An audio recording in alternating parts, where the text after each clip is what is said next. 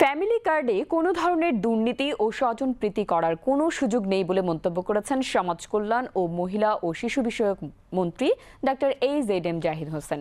তিনি আজ রাজধানীর কড়াইলবস্তি এলাকায় TNT বালক উচ্চ বিদ্যালয় মাঠে ফ্যামিলি কার্ডের তথ্য যাচাই কার্যক্রম পরিদর্শনকালে এই মন্তব্য করেন।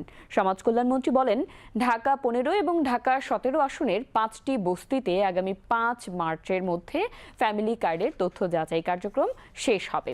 শতভাগ স্বচ্ছতার সাথে এই কার্যক্রম চলছে বলে জানান ডাক্তার AZM জাহিদ হোসেন।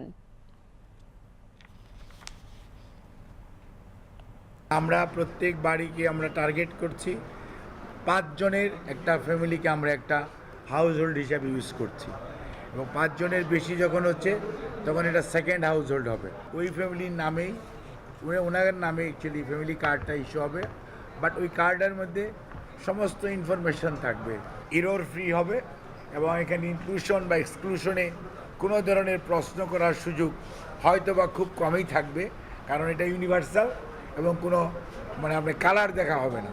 এবং আমরা আশাবাদী যে এই পাইলটিংটা যদি আমরা সাকসেসফুলি শেষ করতে পারি আগামী মাস থেকে, অর্থাৎ ঈদুল ফিতরের পর থেকে আমরা তার পরবর্তীতে সেকেন্ড ফেজে যাব, এবং গ্র্যাজুয়ালি আমরা র্যাপিডলি এটাকে আমরা স্প্রেড করব, এবং জুলাইয়ের নেক্সট ফাইন্যান্সিয়াল ইয়ারে থেকে এটা আরও ব্যাপকভাবে সারা বাংলাদেশে ছড়িয়ে দেওয়ার জন্য কার্যক্রম সরকারের পক্ষ থেকে গ্রহণ করা হবে।